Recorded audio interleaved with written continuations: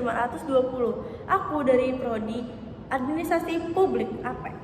Halo semua, perkenalkan nama aku Nadia Sejutari dengan NIM 66612500029 dari Prodi Administrasi Publik. Di video kali ini kami berdua akan membahas perihal yang sering kita anggap sederhana, ternyata itu paling penting banget loh. Iya. Apa itu? Nah, kami akan membahas perihal berpikir kritis. Ya. Nah, menurut Mbak Kela, berpikir kritis itu harus seperti apa dan bagaimana? Berpikir kritis itu kita tuh nggak langsung nerima informasi itu secara mentah-mentah, tapi kita tuh harus mengkaji, mengulas, menganalisis itu informasi itu kayak gimana, kayak manfaatnya apa, sumbernya apa, terus dampaknya juga ke siapa gitu. Jadi nggak langsung kita berargumen ini tuh salah, ini tuh nggak benar. Jadi harus dilihat dulu dari misal kayak dari sisi baiknya mana, sisi buruknya mana, jangan langsung menjudge gitu ya, harus netral. Jadi kita nggak boleh berpihak ke kanan atau ke kiri, jadi kita tuh tengah-tengah. Betul.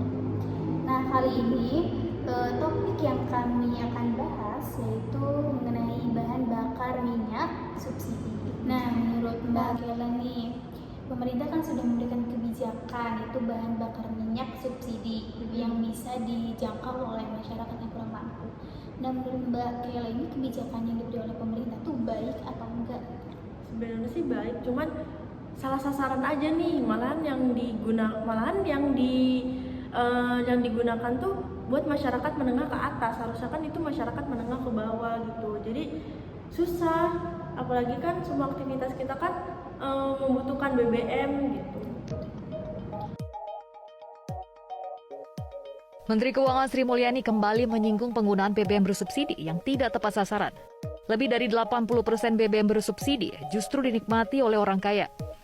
Jika barang yang disubsidi pada akhirnya dikonsumsi oleh orang kaya, maka negara malah memberikan subsidi kepada mereka yang tidak berhak, alias tidak tepat sasaran.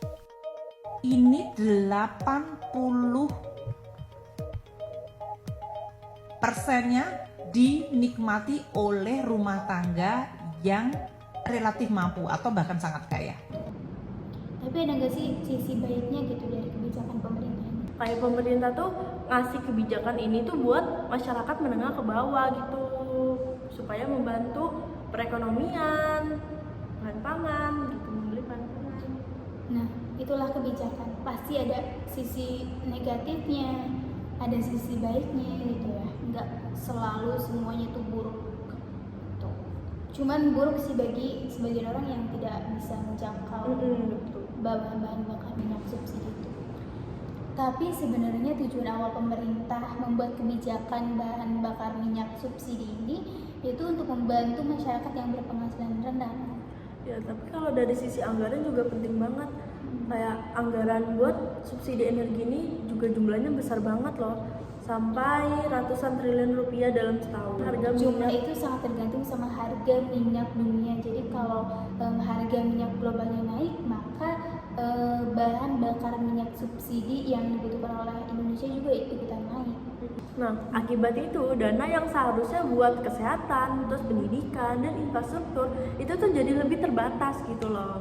Jadi sepenuhnya anggaran dari negara itu dialokasikan untuk BBM subsidinya. Jadi pendidikan, kesehatan itu kurang diperhatikan gitu. Iya betul.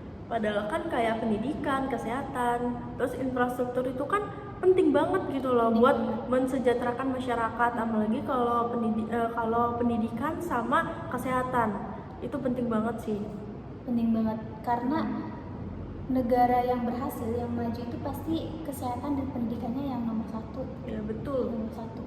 Jadi pemerintah itu harus memberikan kebijakan di mana semuanya seimbang, baik itu dari mensejahterakan masyarakatnya, membantu masyarakat yang berpenghasilan rendah melalui BBM subsidi ini, terus dari segi sektor kesehatan, pendidikan dan infrastruktur itu harus balance.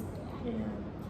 Kita tuh harus tahu dulu nih tepat sasaran apa enggak dalam kebijakan ini, dan pemerintah tuh harus tegas gitu loh dalam membuat kebijakan ini, apakah tepat sasaran apa enggak gitu. Jadi kan yang dirugikan malah masyarakat yang menengah ke bawah gitu. Jadi pemerintah kalau mau membuat kebijakan tuh harus dipikirkan secara matang, Mm-mm. dipikirkan beribu-ribu kali. Kalau bisa sih membuat kebijakan yang melibatkan kita ya, masyarakat Indonesia gitu, biar kebijakan tersebut berpihak kepada kita gitu.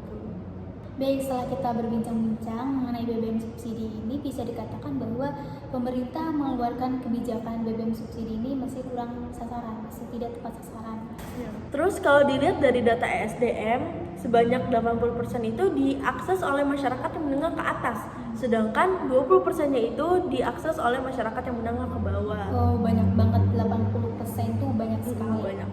Itu bukti nyata bahwasannya emang kebijakan pemerintah BBM subsidi masih kurang tepat sasaran ya. Betul. Oke. Nah, baik teman-teman, sampai di sini saja obrolan kita mengenai topik bahan bakar subsidi, yaitu kebijakan pemerintah.